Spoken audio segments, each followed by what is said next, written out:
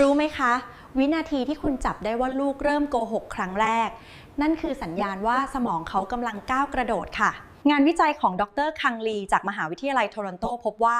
การโกหกที่แนบเนียนต้องใช้ทักษะสมองชั้นสูงค่ะนั่นคือ executive functions หรือทักษะสมองส่วนหน้าที่ใช้ในการวางแผนและการควบคุมตัวเองดร.คังลีพบว่าเด็กที่เริ่มโกหกได้ตั้งแต่อายุน้อยมักจะมีระดับสติปัญญาหรือ IQ ที่สูงกว่าค่าเฉลี่ยอย่าเพิ่งส่งเสริมนะคะหน้าที่ของเราคือต้องเปลี่ยนความฉลาดนี้ให้กลายเป็นความซื่อสัตย์ค่ะ